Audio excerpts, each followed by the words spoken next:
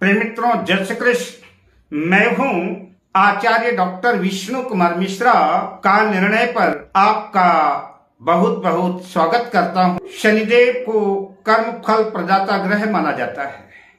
काल पुरुष की कुंडली के अनुसार शनिदेव जन्म कुंडली के दशम भाव के स्वामी बनते हैं और एकादश भाव के स्वामी बनते हैं। समस्त कर्मों का लेखा जोखा शनिदेव के पास है। शनिदेव को न्यायाधीश भी कहते हैं। आज हम इस वीडियो पर शनिदेव को लेकर के एक विशिष्ट जानकारी आपको देने जा रहे हैं। शनिदेव 4 नवंबर 2024 को अपनी कुंभ राशि में ही बकरी से मार्गी होंगे।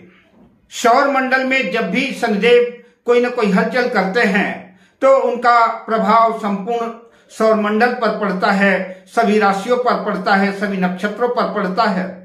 आज हम इस स्पेशल वीडियो पर आपसे चर्चा करेंगे शनि की इस मार्गी चाल का मकर राशि के जातकों पर कैसा प्रभाव पड़ेगा, कैसा इफेक्ट पड़ेगा, शनिदेव कैसा फल देंगे। मैं इस विषय पर विशिष्ट चर्चा आपसे करूंगा।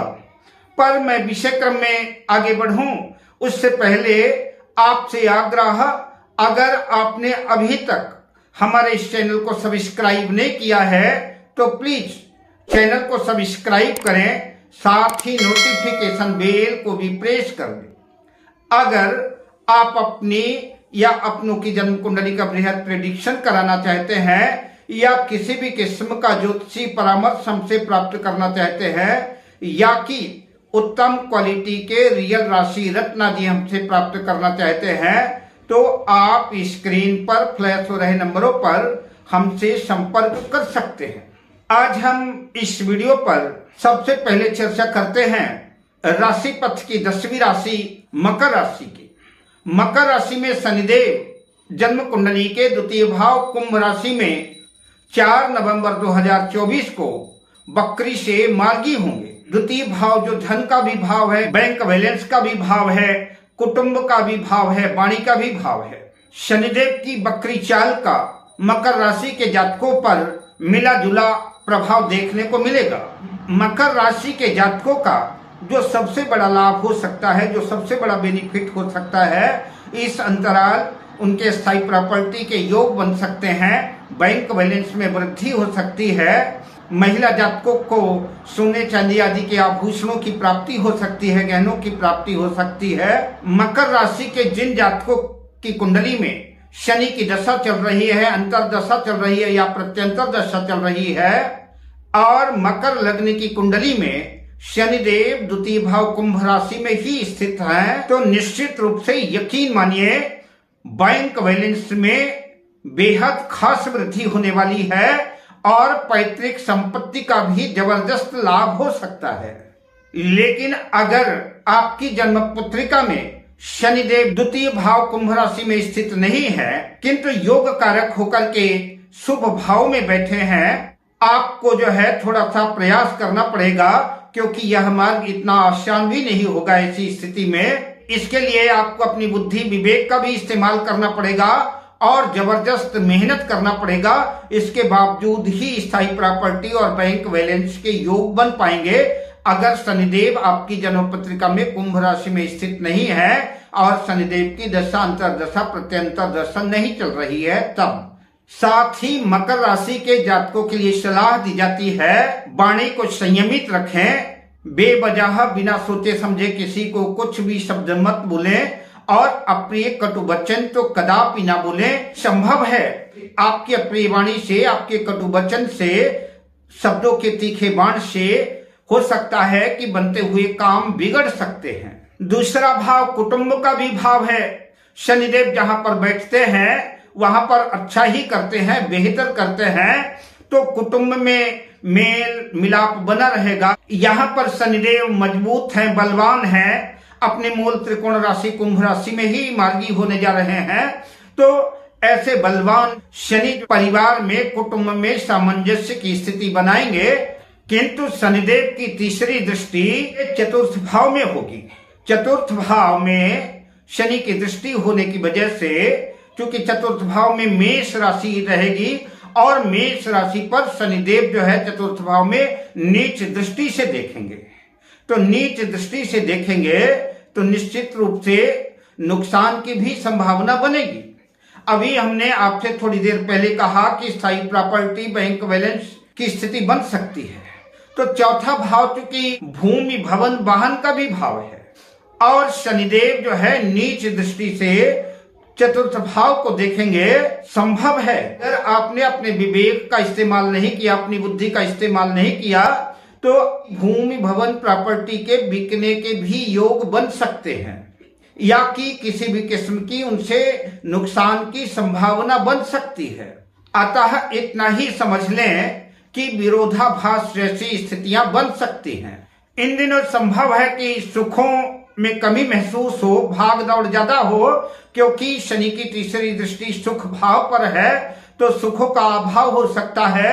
घर से दूरियां भी बन सकती है, धंधे के सिलसिले से भी जो है घर से दूर रहने की स्थिति बन सकती है या कि कोई अन्य वजह भी हो सकती है जिसकी वजह से घर से दूरियां बन सकती हैं। माताजी से मनमुटाव, मतभेद की स्थितियां भी संभव है, बन सकती है। किसी न किसी बात को लेकर के माताजी आपसे नाराज रह सकती हैं, अथवा इन दिनों संभव है कि माताजी की सेहत पर भी प्रतिकूल प्रभाव पड़ सकता है। उनकी तबीयत नरम गरम हो सकती है, बिगड़ सकती है। ऐसी हालात में माताजी की सेहत का भी ध्यान रखना होगा।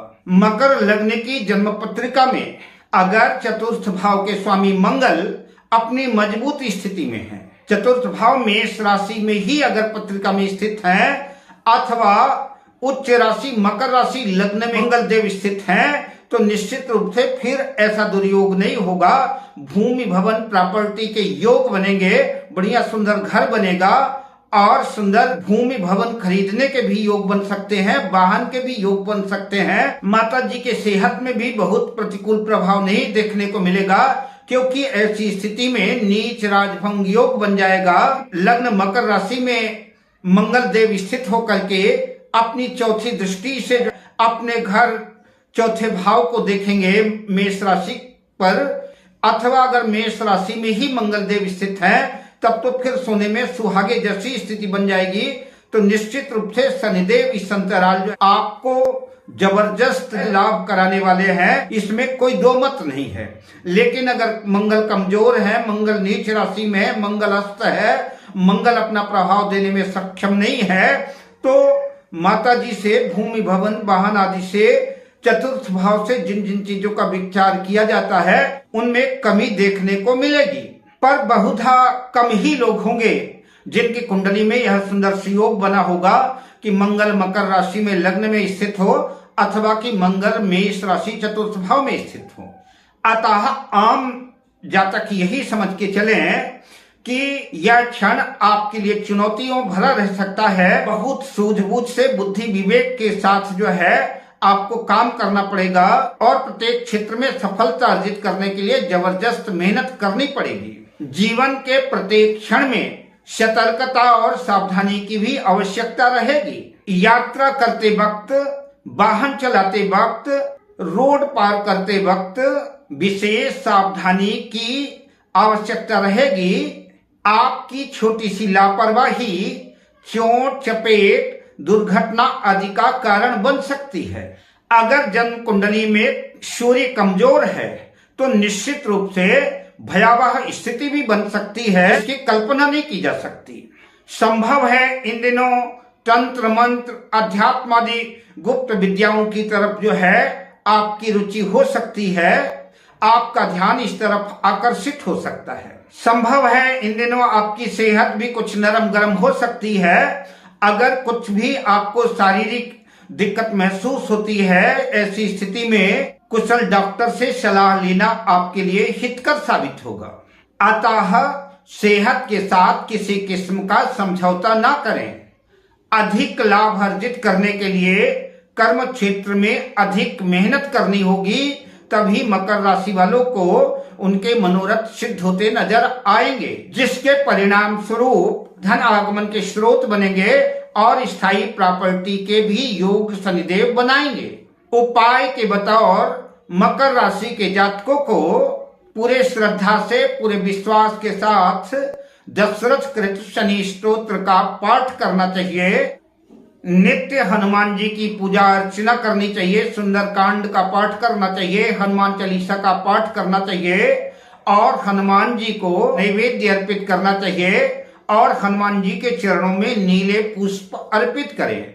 और अगर यह रोज संभव ना हो सके हनुमान जी के मंदिर जाना काम की वजह से, तो शनिवार के शनिवार तो निश्चित रूप से करना ही चाहिए। शनिवार के दिन गोधूली वेला में पीपल के वृक्ष के पास सरसों के तेल का दीपक जलाएं और ओम शं शनैश्चराय नमः अथवा नीलांबुज समाभासम रविपुत्रम यमाग्रजम छाया मातन संभूतम तंग नमामि शनैश्वरम, इस मंत्र के साथ पीपल के वृक्ष के सामने दीपक जलाएं, शनिदेव को प्रणाम करें, शनिदेव को अपनी समस्या बताएं, निश्चित रूप से लाभ होगा।